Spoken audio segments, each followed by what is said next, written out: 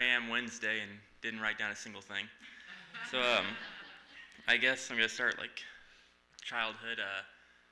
So my dad, the one you see back there, he wasn't always the the same person he is right now. And I want to talk about restoration that God restores. And so as a child, I don't really remember too much growing up. I kind of black it out, I guess, so to say. Um, the only things I do remember are the bad things, and then the things I don't remember are the times that I probably shouldn't remember. But so my dad wasn't there all too much. Uh, so I kind of focused on other things, video games and stuff. And when I started playing guitar, I was about 12 years old. Got in Guitar Hero, beat the game on expert. I loved it. So somebody told me I should play guitar. I started getting a guitar and did pretty good at that, I guess. And I was just having fun. But out of high school, I was playing guitar and someone came up and said, "You're a guitarist and you don't smoke weed?"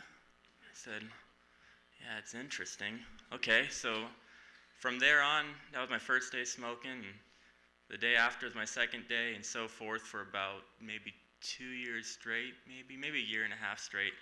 Um, Smoked every single day, and in that time period, my neighbor was a cop.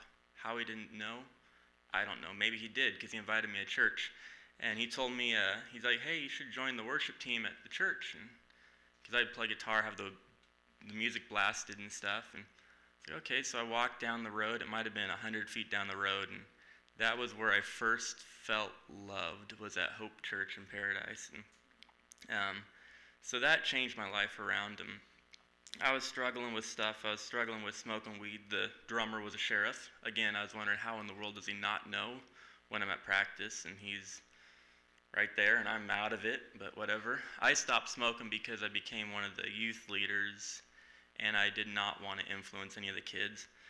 Um, so in that time, I say youth leader, I was on the worship team, but I started getting to know somebody at the church, and she was one of the singers there, and we were friends, and we got closer and closer and closer, and then we ended up dating, and that was, Hope Church was the first time I felt loved. Then being with this person, once we started dating, that was the first time I felt loved by somebody else. And I was like, oh, this is amazing. It's an actual relationship. And we're both Christians. We're both godly people. And it was awesome. It was something I never experienced before. And I thought, this is the person I'm supposed to marry. So I asked her dad, and he said, just wait. I was like, oh, okay. He goes, wait on that. And he told her, and she found out and got scared, and we broke up. So at that, I decided now's the time to leave California, move to Ohio. My mom moved a year before I did. Came back here. It's the best thing that ever happened to me, getting out of the hometown, because I kind of realized more about myself. But I started a rock band, Let Them Hear, and did that for about a year, and that was my main focus. I have an issue with idolizing things. I idolize the weed for every day, 4 o'clock, 4:20 in the morning, 4:20 at night. It was an everyday kind of thing. Guitar I've idolized.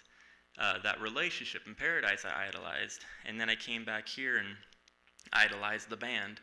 Well, I got into another relationship back in Ohio, and I was a virgin until I was like 26, I don't know. But with this last relationship, we ended up sleeping together, and I felt terrible about myself, but at that point I kept doing it. I started watching porn at 12 years old, and it kept going for a long time until, honestly, marriage was where that broke through because it caused marriage problems. But broke through with that. But during that relationship, I figured I'd already watched porn for so long, I might as well keep going with this stuff. And so we were sleeping around all the time, and I thank God that we didn't have any kids, because it was bad. I would go to her church on Sundays, feel like crap for what I was doing, and so we ended up breaking up, and I got back into smoking weed. Thought that was the cure of stuff, but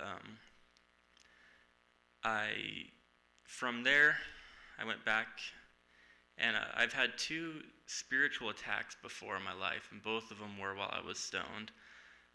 The first time I quit smoking weed in California, I was sitting in my greenhouse. I called it a greenhouse. It was a house my grandpa built kind of thing, and nobody used it except for me to smoke, so I enjoyed it. But I was back there smoking, and I got this feeling. I'm like, I don't need God. I could just smoke weed, and I don't need God. And at that point, my soul and my spirit were like, Keegan, you need to stop. You need to stop what you're doing right now. So I took everything I had, I threw it out, broke all my pieces and stuff, and I quit right then. And no, I didn't quit right then and there. It took a while, but that was my start of quitting the first time. Then the next time I was back here in Ohio, I was on the phone with the dealer trying to buy stuff.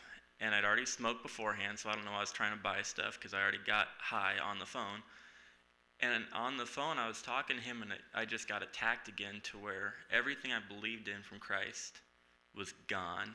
It was like I knew how to play guitar for 12 years, and then I forgot how to play guitar. That was my experience, but with God. And on the phone with him, I'm like, dude, I need to pray. And he goes, dude, pray, whatever it is, pray about it. I'm like, okay, I'll pray. So I prayed right then and there, and I went up to my bedroom, I unplugged all the electronics, covered the windows and doors, and I fasted the rest of the day. And again, I broke the rest of my pieces. But, and again, it didn't stop me. I didn't stop smoking weed until marriage.